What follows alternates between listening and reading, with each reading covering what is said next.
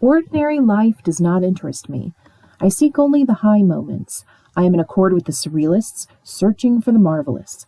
I want to be a writer who reminds others that these moments exist. I want to prove that there is infinite space, infinite meaning, infinite dimension. It is now the fall of my second year in Paris. I was sent here for a reason I have not yet been able to fathom.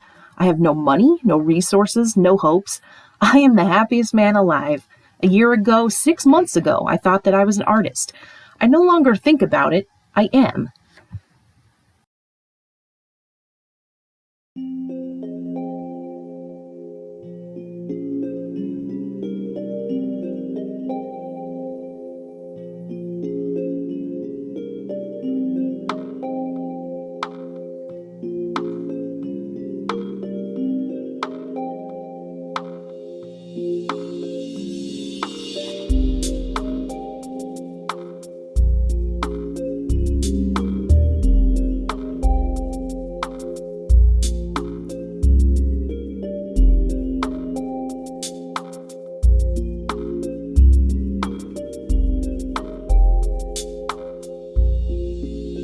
Welcome to Out of Print, a discussion of old books. My name is Katie.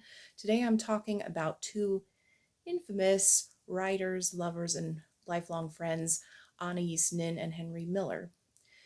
The two of them first met in the fall of 1930, just outside Paris, in Anais's home. It was in a village called Louveciennes. They were introduced by a mutual friend of theirs, and they quickly became very enamored of each other, which is interesting because the two had very little in common. Henry Miller was a working class guy from Brooklyn. He was significantly older, and Anais had a international background, although she had lived in New York for a while. She was in France living with her husband, who was a banker, so she had a more bourgeois existence. But both she and her husband were attracted to the bohemian lifestyle. They're both interested in art and literature, and they had a bunch of friends sort of in that milieu, which is how they met Henry Miller. Anais was an aspiring writer, just like Henry Miller. They had each published some small things, and at the time they met, Henry Miller was working on his what would become his most famous work, his autobiographical novel, Tropic of Cancer.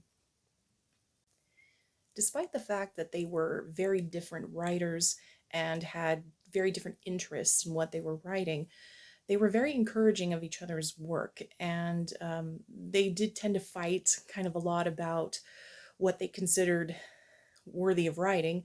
Anais was more interested in the subconscious, the feminine psyche, and psychoanalysis. She had underwent analysis with, among others, a disciple of Freud's, and she herself became an analyst for a little while. And she was very interested in dreams, symbolism. She aligned herself with the surrealists, as we heard in the quote earlier, and therefore she wrote in sort of a poetic language. Henry Miller thought that kind of writing was a little airy-fairy, opaque, not very interesting. He was definitely more interested in realism, and this, by the way, was the height of realism in fiction in America particularly. And and he wrote in a way where his realism is almost a bit unreal. It may have been sort of an overcorrection in his style. He believed that literature didn't have to be genteel or pretty, and that it didn't have to be a product of the elite or the bourgeoisie. He very much believed that a man of the streets like himself could craft a work of literature based on his own experiences. And as such, that also meant exposing probably what we would consider the embarrassing or shameful aspects of life, especially in that era where writing about your sexuality was not really kosher. So while Henry Miller, had some criticisms over Anais's writing as being too invested in what's going on inside of people, her argument was that he was too invested in what's going on outside of people, that he didn't have much depth, especially to his female characters, that he didn't understand women, but then what guy does? But also that he was more interested in the grotesque and dirty and ugly aspects of life. And she thought that actually wasn't that realistic because there is beauty in the world too, which isn't to say that his writing is solely concerned with that. He had an eye for the aesthetic, and there are some really beautiful passages in his work. He was writing the novel as he was living it in Paris. It was eventually published in Paris in 1934. Anais wrote a preface. So, in addition to contributing the preface, she also advocated for him at various publishers. She gave him money, she gave him train tickets, she gave him her typewriter so he could work. She believed in his talent, despite the fact that it wasn't her cup of tea necessarily. She read his manuscript. I think she made suggestions for editing. Of course, he ended up hawking her typewriter for money to buy booze, but that's what happens when you're Henry Miller. And he, of course, did encourage her writing as well, despite the fact that it also wasn't his cup of tea. But what's really interesting is that he inspired her not just with her writing, but with her living. He was the first person I think that she met who really had a free life, to the point where like he didn't even care about money. He would walk around hungry, which can really demoralize a person.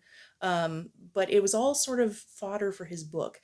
And he had this joie de vivre that was kind of infectious, and he was very charismatic in that sense. So the two did embark on an affair. It was her first step in that direction. So, for those of us who know the name Anais Nin just sort of casually, it's associated very much so with naughty things. So, Anais Nin is mostly known for her collections of erotic stories, Delta of Venus and Little Birds. The trouble with those books is she originally wrote those stories, I believe, about the 1940s. Henry Miller hooked her up with a writing job for $1 a page for a private collector who wanted sexy stories. And she wrote them very tongue in cheek. They were not meant to be taken very seriously. And I don't believe that she ever thought they would see the light of day other than in that guy's collection. Um, I am not quite sure how they became known in the 70s when she was a much older person.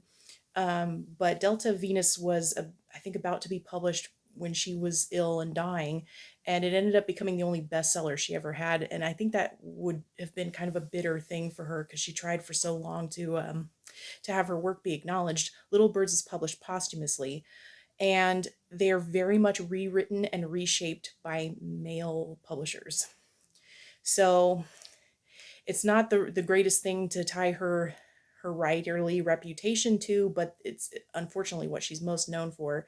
Um, she doesn't have a very big impact in popular culture, and she hasn't really been studied in academia either. There are a few um, publications and scholars who look at her work, mostly female scholars. Um, but she's not taken very seriously, and there's a really sad reason for this.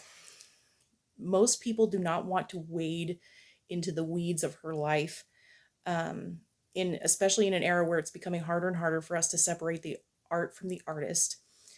Um, so when I mentioned earlier that Henry Miller was really the first step in the direction of her becoming freer to express herself sexually, what I mean by that is she embarked on many affairs and had numerous encounters.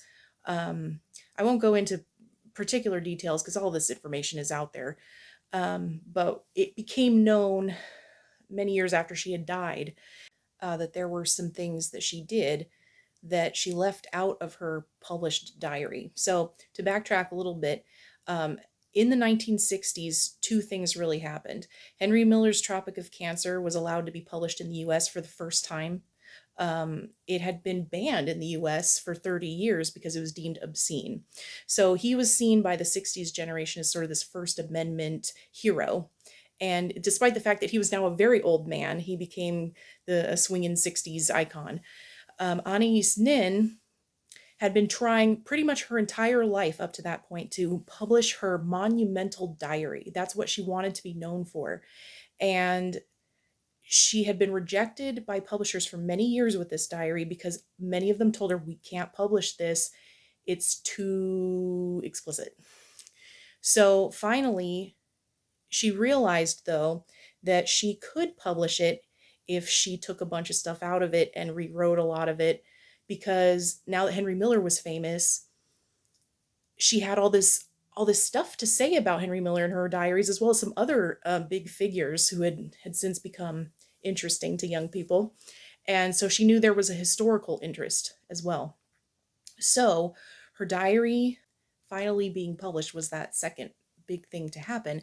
And she was immediately hailed as a feminist, a woman who is now showing her struggle as a creator, as an artist. And young women just flocked to her and considered her a mentor. A lot of young women who aspired to a life as an artist or a writer didn't have that many role models to look up to.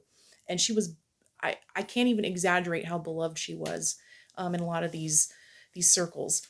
Um, and she published, there are 7 volumes altogether of this diary. And this is volume 1. As we can see here, it has these lovely portraits of her on the cover in different colors. But also look at here, it says who her editor was. So we know right off the bat they're edited. And that's true of any published diary, though. We have this kind of weird thing about authenticity when it comes to people's life writing, particularly diaries. When we hear the word diary, we're thinking, oh, this is spontaneous. It's telling you this exact story as it happened. But any published book that we have has gone through an editorial process. And therefore, it's not authentic in the sense that it's first idea, best idea. Um, and Anais very much shaped this to be publishable, even when she was writing it. And she wrote it to be published. Even as she was writing it, she was constantly rewriting it. She was constantly typing it up, taking out sections, etc. So it really does question the whole authenticity sort of thing. And there are so many additions and issues with this book that the way I tend to look at it is because she rewrote so much of it. It's really more like a memoir told in diary form. Now, once she died and stuff started coming out about what she left out, and there was still money to be made because starting in the 1980s, her so called unexpurgated diaries started being published. The first volume is called Henry and June because it chose to focus on her relationship with Henry Miller and his wife, June Miller. Um, that for the first time revealed that yes, they did have an affair, um, but also a bunch of other stuff came out, and people reacted to, first of all, they're not diaries, they're liaries, and she was called monstrous in her behavior. And there were some things she did that were messed up. I don't want to minimize this, but at the same time, she had major issues her entire life, and not only was she called monstrous for some of her decisions and the fact but also the fact that in the diaries published during her lifetime, she framed some of that stuff as very different. She put a spin on things. But then again, who of us wouldn't do that? Henry Miller was allowed to be pretty open about things that we might consider shameful or degrading. Anais knew that wouldn't be the case for her because she was female. She essentially knew that she couldn't publish the whole truth and nothing but the truth because she would be excoriated for it. And the thing is, when people found out what she left out, she was excoriated for that. So, for not telling the truth. So, she's basically reviled for either way. And another big issue that came up with a lot of her feminist followers is the fact that she actually was married. So Anais Nin's husband requested, when she started publishing these books, he requested that he be left out of it. Whatever the reason was, she did not name it. And that must have been really difficult for her to get around because obviously he was a big part of her life.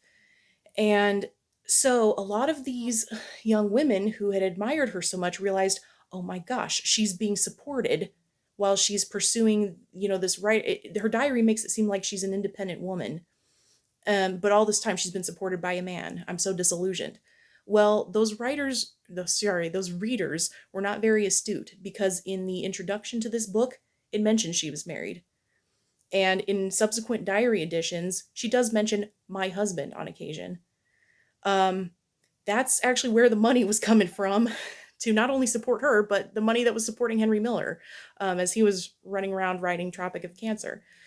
Um, so part of the revilement of Anais Nin comes from, one, misunderstanding, and two, condemning her for things that happened long before she ever met a lot of her, young fans.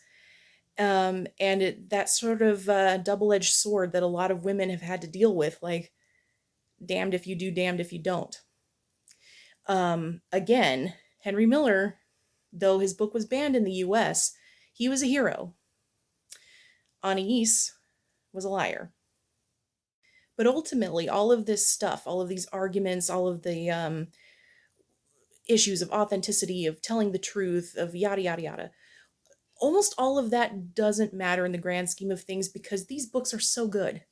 Her writing, when I first encountered it, I didn't know English could be like this. English obviously was not her first language. She was born, I believe, in France to a Spanish father and a half Dutch, half Cuban mother. She grew up all over Europe. And then from the age of 11 until she got married, she lived in New York after her parents split up. Um, so she wrote as someone who English was not her first language, but man, she could write such beautiful sentences. Um, this is just a mere example of one of her descriptions of Henry Miller. He notices everything: the fat bellied bottles for the wine, the hissing of the damp logs in the fireplace. He selects from everything only what can be enjoyed. He even enjoys Amelia's slightly crossed eyes. She reminds him of figures in Goya paintings. He enjoys the colors on the wall, the oranges and the blues. He finds joy in everything: in food, in talk, in drink, in the sound of the bell at the gate, the liveliness of Banquo, that was her dog, who comes in slapping the furniture with his tail. So all of this controversy is really a distraction from what she achieved as a writer. And her diaries are so interesting in what they say and what they don't say, um, that I just kind of ignore all the other stuff and realize that she had struggles in her life and issues like we all do. Some of it is, really tough to wrap your mind around. Um, she lived a life that some really, even the freest of libertines might step back and go, whoa, lady.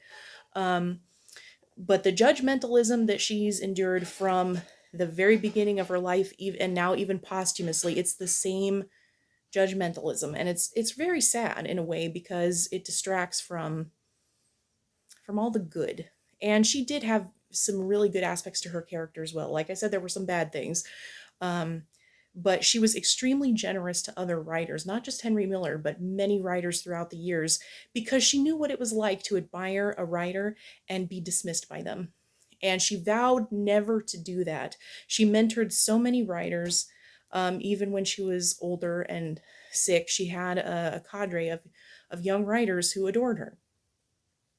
And some other, minor things that I can think of, well, not minor things, but things in the culture that I think she, we could see sort of a legacy for. Women's confessional writing, for sure. One of her followers kind of pioneered the use of journaling in therapy, and that came from the influence of Anais's diaries. She absolutely used them as a tool to try to understand herself, to try to understand her journey as an artist. And she was very ambitious. She advocated for herself a lot. She would send publishers copies of her books. She would contact universities and say, hey, you want me to come speak? Um, she founded her own press when she couldn't get her novels published, to do it herself. She learned how to set type and do all these things. And one of my most prized possessions is a book from her Anais Nin press in New York City. This is called Solar Bark. It was eventually picked up by a commercial publisher and published under the name Seduction of the Minotaur. So it has her business address sticker in the front of it, which I assume she put in there herself because she also wrote an inscription to the person she sent this to with her signature at the bottom. This makes me smile. Yeah, I really love this book, um, especially since I know that she handled it, and that she sort of took her destiny in her own hands.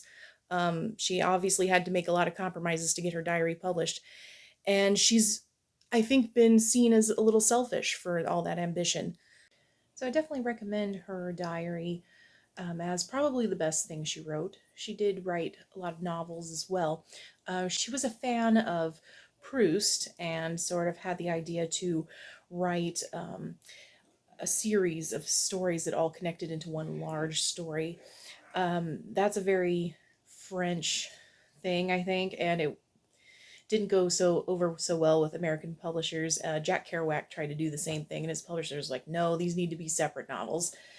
So if interested in her fiction, my favorite is actually this little novel called Collages. This is her Hollywood book, I want to say. She wrote it while she was living in Southern California, which she moved there, I believe, in the late 1940s, and she was there up until the time she died in the 70s. Um, and they're basically just little portraits of other people, mostly European people that she encountered living in Southern California in and around Hollywood, Los Angeles. Um, and she took as the main concept a collagist she knew named Jean Varda, who was also related to the French New Wave director Agnes Varda, happened to be. And just the idea of these portraits as a collage of different people and different circumstances, it's a very interesting read. And I would highly recommend this one, just kind of for fun.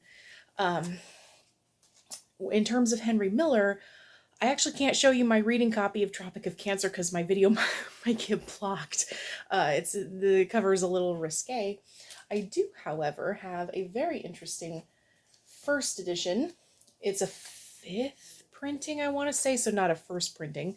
But this is what it looked like when it was first published in 1934. It has this very delicate paper jacket and very, very delicate pages. Very roughly cut. It was, I think, published on the cheap. Um, so I originally found this book at Shakespeare and Company in Paris. Saw it in the window. It was about 30 euros, which is insanely cheap. I can't even believe that I picked it up for that little. Um, I kind of had a Miller-esque experience in Paris because I was a poor student there for about a week before I went to a study abroad program. And I basically didn't eat most of the time I was there. I think I had a little bag of croissants from a market, and that was about it. Although, funnily enough, I did meet some wealthy Americans, sort of my Anais Nin and her husband Hugo, walking around a cemetery, and we got to talking about literature, and they actually took me to lunch, which was really nice. So my Miller-esque experience in Paris culminated in my finding this in the window of Shakespeare and Company, the legendary bookstore of Paris that published James Joyce and catered to the expat community there. But anyway, so I originally found it there, and I was reading it while in Paris for my first and actually only time. Um, Unfortunately, I lost that copy in a theft. Moving across country, I lost most of my books and pretty much everything I owned when my U-Haul was stolen. I found this one from an online dealer in France for a similar amount of money. So it did actually still come from France. It's here in America for the first time. Um, so it's just very cool to have a book that hadn't left France, I believe, since the 30s and crossed the pond now to a friendlier environment for Henry Miller's writing. Um, I try not to open this copy too much because it's so delicate it may fall apart. I do every once in a while just to kind of moon over the pages, I guess you could say, but I do have a modern reading copy. Um, if you're not offended by language or manly men, I guess, I don't know how else to put it without resorting to not safe for YouTube language. Yeah, sure, read it. The preface by Anais Nin is also worth taking a look at. And here's a somewhat apropos passage from Tropic of Cancer, with the naughty bits left out. Sunday. Left the Villa Borghese a little before noon, just as Boris was getting ready to sit down to lunch. I left out of a sense of delicacy, because it really pains Boris to see me sitting there in the studio with an empty belly. Why he doesn't invite me to lunch with him, I don't know. He says he can't afford it, but that's no excuse. Anyway, I'm delicate about it. It pains him to eat alone in my presence. It would probably pain him more to share his meal with me. It's not my place to pry into his secret affairs. Dropped in at the Kronstadts, and they were eating too. A young chicken with wild rice. Pretended that I had eaten already, but I could have torn the chicken from the baby's hands. This is not just false modesty. It's a kind of perversion, I'm thinking. Twice they asked me if I wouldn't join them. No, no. Wouldn't even accept a cup of coffee after the meal. I'm delicate, I am. On the way out, I cast a lingering glance at the bones lying on the baby's plate. There was still meat on them. He didn't eat so he could write Tropic of Cancer, and I didn't eat so I could read Tropic of Cancer. So here's a short passage from Anais Nin's collages, sort of to describe the European in Southern California exile and the contrast of that. Renata was painting a canal of Venice, shimmering like an unrolled bolt of changeable lame silver and gold, and the shadow of a gondolier upon the water, the one seen by Byron or by George Sand. But the gondola in reality was passing by and through the shadow with a gondolier dressed in work clothes, not in his nautical finery. And what he was transporting was not a pair of entranced lovers, but a couch, quite obviously newly covered with fresh and vivid red brocade, to be delivered speedily to some occupied palace, occupied by a new enemy, the renovators. The second gondolier, while waiting to help carry the couch to its owner, was resting upon it at ease, and had fallen asleep. Renata was laughing. She finished the painting with the face of a cat, looking through a heavily barred window. I think collages is probably the most accessible of her fiction, because it is portraits of people she actually knew, but of course fictionalized. And that seems to be the thing that Anais Nin and Henry Miller actually do have in common. They took the raw stuff of their life and the people around them, and they spun them into literary gold. Thank you so much for watching this somewhat esoteric topic. If you have any comments or questions, please feel free to make them below. I would love to hear from you. If you have any experiences with Anais Nin or Henry Miller, I would definitely love to hear about that too. Uh, until next time, keep on reading.